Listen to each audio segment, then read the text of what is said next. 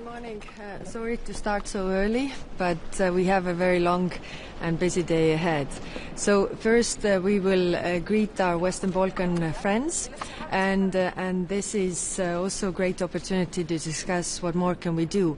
They are interested in our cooperation regarding, standing up to the hybrid threats that they are facing. Also, we are discussing this cooperation. In return, we of course expect reforms from them so that we can also move on with the enlargement. And then we have Ukraine. Of course, we saw that this ceasefire that Putin wanted was only very cynical to protect his parade, whereas they were actually attacking civilians in Ukraine. Ukraine kept to the ceasefire, previously offered ceasefires unconditionally. Russia didn't really stand up to this. But today we also expect to move forward with sanctions targeting those people who are helping to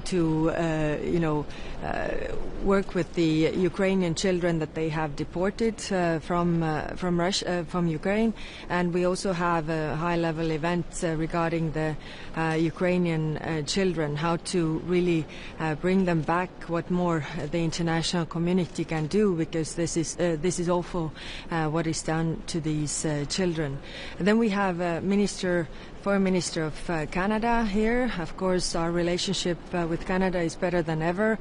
We are very like-minded partners, and we discuss what more can we do together also on the international fora. And then, of course, Middle East. There we have a lot of topics. We discussed the freedom of navigation and Operation Aspides, whether there is appetite to really change the operational plans as well there, so that we can contribute to demining and escorting the ships. And of course, we will also discuss, the different issues that have been on the table for quite some time. I expect political agreement on the sanctions of violent settlers. Hopefully, we'll get there. And there are other proposals put forward by the member states, but that require, unanimity or qualified majority in cases where we don't actually have it. So let's see whether member states are willing to move there.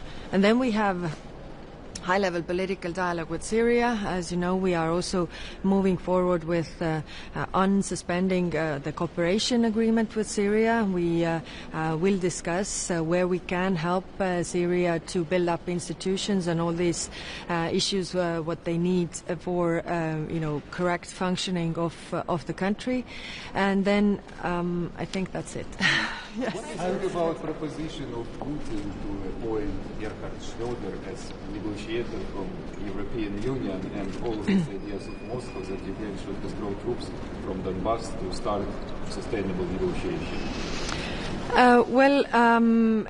First, if we give the right to Russia to appoint a negotiator on our behalf, that would not be very wise.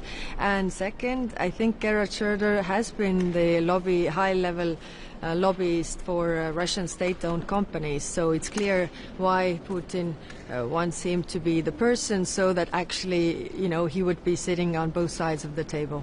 Just to follow up on that. What needs to be done to really bring back abducted children? What are the concrete steps that the EU can also help with? Yes, this is a very good question, because it's very, very hard. With the prisoners of war, you can exchange them, but because Ukraine hasn't deported any Russian children, you can't really exchange children to children. So that's why it's much more difficult. As I said, we are putting forward sanctions targeting those people who are dealing with these children to really give out the message that you are also responsible. We have different options and proposals on the table, as well how to negotiate with the Russians to get the children back.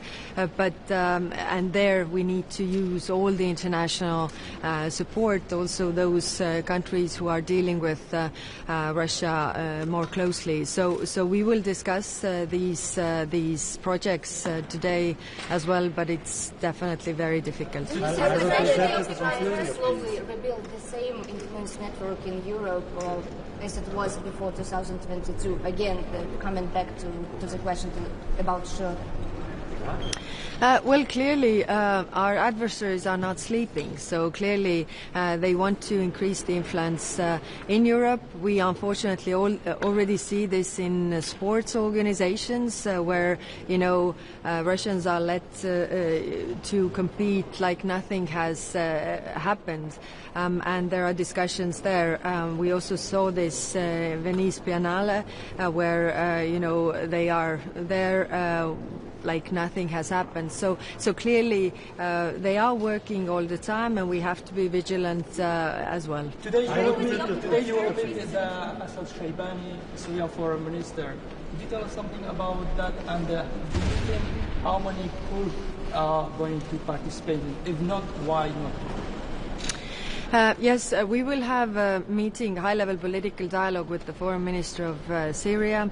Many topics there, of course, the worries that we have regarding the camps in Syria, what can we do there, but also the institutional build-up of Syria. We have a lot of expertise in trying to help to build strong institutions, because without the institutions you can't really have a functioning country. For us, it is important that the minorities, all the minorities, are taken into account in the government.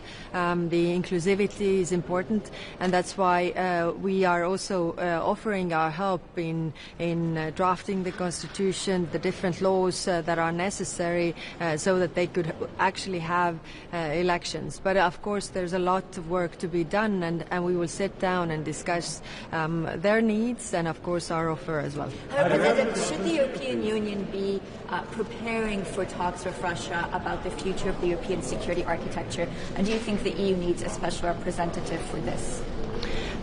Well, first, before we discuss with Russia, we should discuss amongst ourselves what we want to talk to them about. And that's why we have a Gimnich meeting coming with the foreign ministers, where we will discuss the proposals that I've put on the table to address the issues that we have. Because, again, the issue of the European security is that Russia is constantly attacking its neighbors, and how we can actually prevent that. And for that we need concessions also from the Russian side. I was just last week in Moldova. I mean, there are Russian troops, for example. That could be also one of the conditions to have stability and security in the region, that they take their troops away. But there are of course a lot of questions related to what are our requests to Russia in order to have stable and peaceful Europe. You've made several proposals to member states. Is the full ban option a trade measure or a CFSP sanction measure?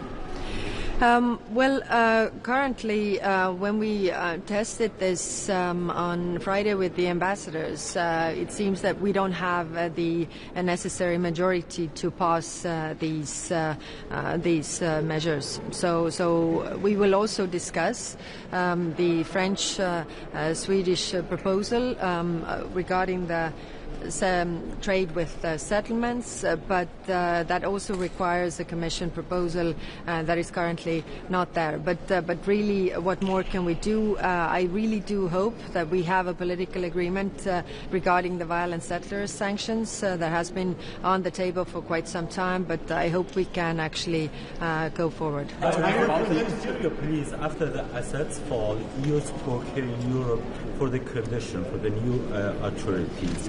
Right now, the Kurds are denied the right of education in mother language. Would you address these issues today with Minister Shaybani?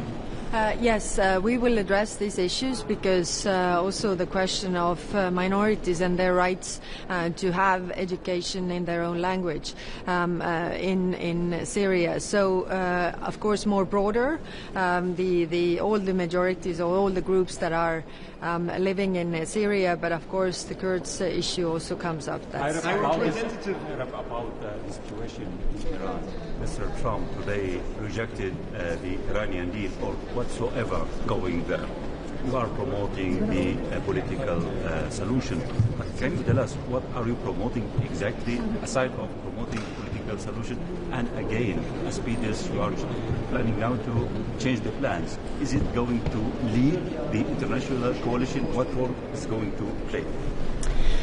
Yes, as I said, we are supporting the diplomatic solution, and we are engaged also with those countries who are mediating the two parties. We are also engaged with the Gulf countries because we have the same worries. Even if there is ceasefire, that there's also long-term talks about the threats that Iran poses to the region. That's not only nuclear, where we have actually offered our expertise because we have the experts who have negotiated nuclear deals before, but it's also the issue of other threats that Iran poses to its neighborhood. The proxies, the missile program, also their hybrid and cyber activities in Europe.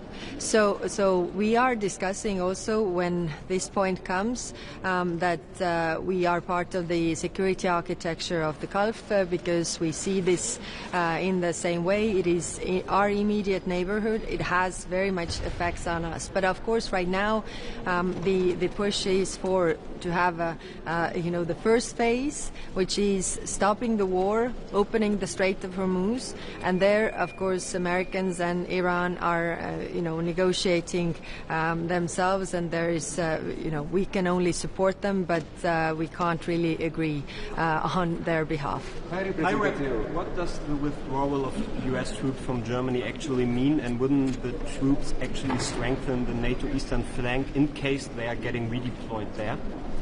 There is troop deployment all the time happening in Europe, that troops are moved, so that's really not something new. I think it is important that the American troops also stay in Europe because they are protecting American interests in Europe as well as European interests.